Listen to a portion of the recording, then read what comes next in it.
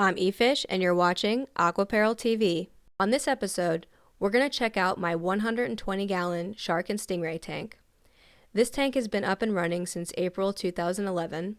It has a brown-banded bamboo shark, a coral cat shark, and a Hallery stingray. There are two Emperor 400 hang-on filters and an Eheim 2217 canister filter. I do weekly water changes of 10%. The tank is doing really well, but as you can see, the sharks and stingray have almost outgrown this system. In preparation for this, I've built a 300-gallon above-ground indoor pond, which should be able to house them nicely for the next year or so. There will be an episode on the entire build and prep of the pond, so stay tuned for that. If you're looking into keeping sharks and stingrays, make sure that you have enough resources and room in order to house these animals properly. Their lifespans can be up to 25 years, and they can grow to be quite large. As juveniles, they can grow up to about a foot in length per year. The bamboo shark gets about 3.5 feet in length, the coral cat shark gets to be about 2 feet in length, and the Hallery stingray can get from 12 to 16 inches in diameter once full grown. These are messy animals, so you'll need a very good biological filtration system, as well as the time to do weekly maintenance in order to obtain healthy tank levels and healthy sharks and stingrays.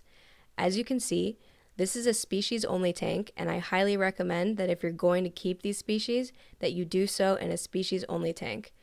As much swimming room as possible should be considered when setting up an environment for these species. I have one hiding spot, since the sharks are nocturnal, in case they need a place to hide. Other than that, you shouldn't really have anything else in their environment. Round environments, as opposed to this rectangular one, is a better choice. The reason being, if the sharks swim hard enough into the glass, they can actually hemorrhage and die. I personally have not had to deal with this luckily, but it's something I've learned along the way from other shark and stingray keepers, and I'm correcting the issue with their new environment. Round systems also offer a lot more room for them to swim, which is great for them getting the proper amount of exercise that they need. Right now, it's feeding time, which is why they're so active.